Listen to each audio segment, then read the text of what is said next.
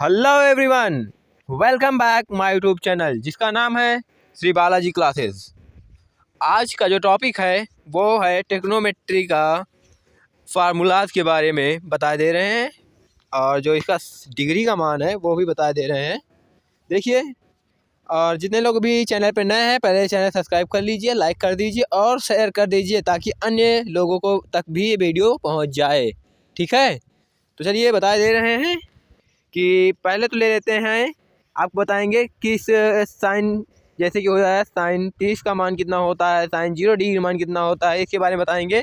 तो आइए बता दे रहे हैं कि पहले तो ले लीजिए साइन। तो साइन अगर हम ले लेते हैं, अगर हम साइन ले लेंगे साइन, तो साइन 0 का मान कितना होता है, साइन 0 का मान होता है 0। साइन 0 का मान कितना होता है 0। तो यहाँ पर साइन 0 का मान क्या हो जाएगा 0।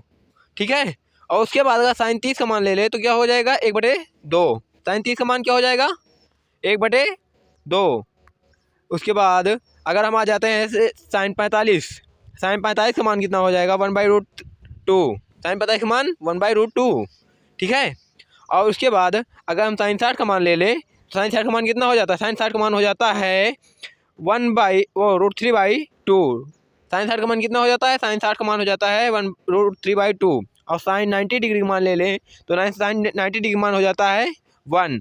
अगर इसका कॉस को देखें तो कॉस का बिल्कुल अपोजिट हो जाता है इसका।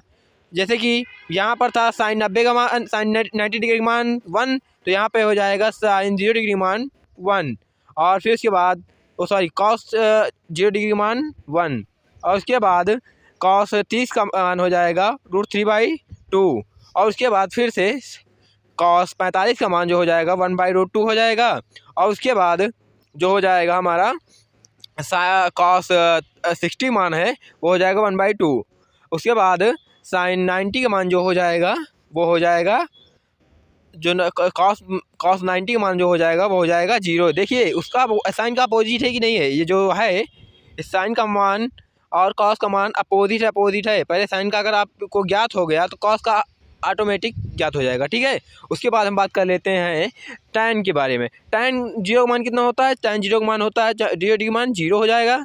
ठीक है, tan 0 डिग्री मान कितना हो जाएगा 0 हो जाएगा फिर। ठीक है, और उसके बाद हम देख लें तो tan 30 का मान हो जाएगा 1/√3। और उसके बाद tan 45 का मान हो जाएगा 1। और उसके बाद tan 60 का मान हो जाएगा √3। और उसके बाद tan 90 का मान हो जाएगा इन्फिनिटी।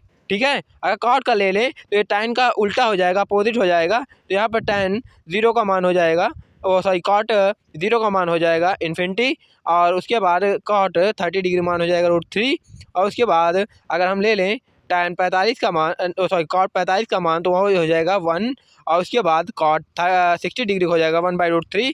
और उसके बाद अगर ले ले कॉट 90 डिग्री कितना हो जाएगा 1 हो जाएगा। उसके बाद इसी तरह हम ले लेते हैं सेक का ले लेंगे तो सेक किसका हो जाएगा, सेक हो जाएगा सेक 0 डिग्री मान हो जाएगा 1। और उसके बाद जो हो जाएगा वो हो जाएगा सेक 30 डिग्री का मान 2/√3। और उसके बाद जो हो जाएगा सेक 45 का मान जो हो जाएगा वो हो जाएगा √3।